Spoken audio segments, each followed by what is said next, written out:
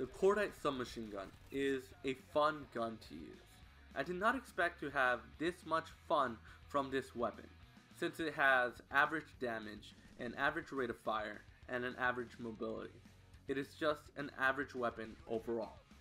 The only thing truly unique about this weapon is its insane magazine capacity, which turns out to be its greatest strength. This gun is good for pre-firing objectives, the choke points, or around corners, and I love that. The chances someone can react in time to kill you are slim, even with a Spitfire. Now, I do not think this gun is for everyone, but it has potential for being a very competitive weapon, although it is highly unlikely it will ever be used in the competitive scene. But you know what? It doesn't matter. If I was to run an SMG in pubs, this would be the gun I would pick, and I would run it with laser sight, extended mags, and rapid fire.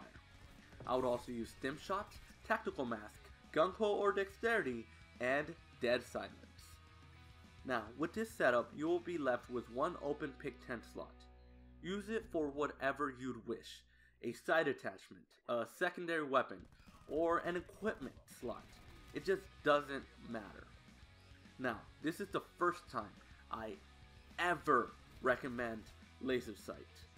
But because this gun excels in pre-firing around corners, the laser sight will help you when you jump in while hip firing, and you may even be able to kill them before you aim down sight.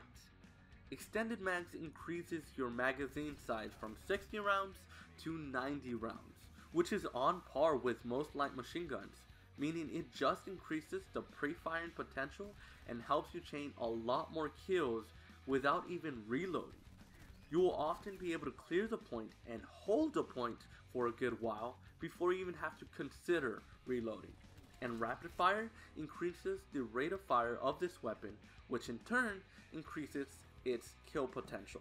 Now, I know foregrip is an option for this gun.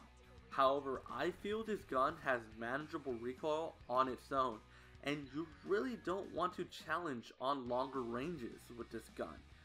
It can be done, it definitely can, but if you want to get the most out of this weapon, you want to remain in areas where close quarter engagements are prominent.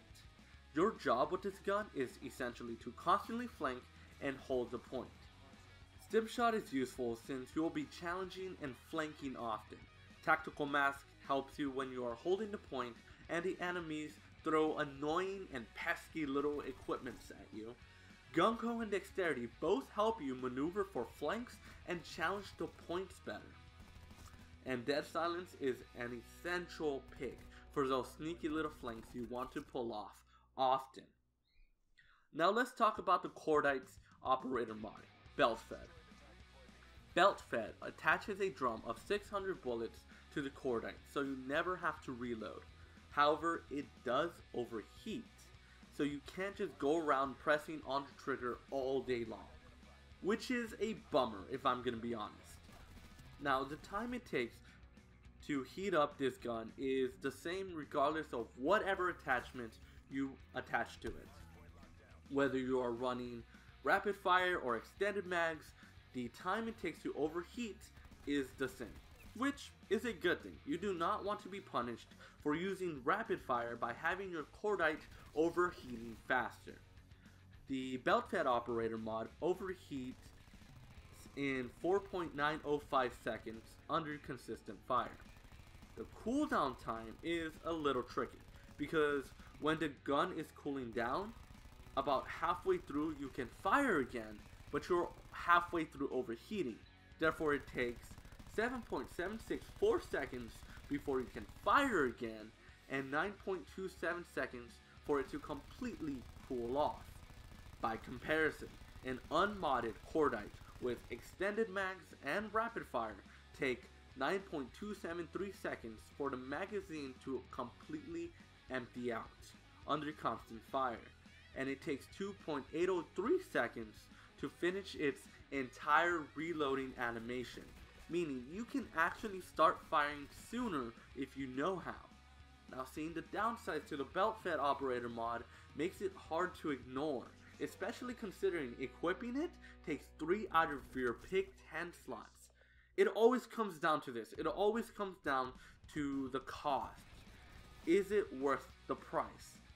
In its current state? No, it is not. If the whole overheating mechanisms were gone, it would be totally worth it. However, because of the overheating, it just makes it weak. Now, it is a fun mod to use, but it will not help your gameplay in any big way.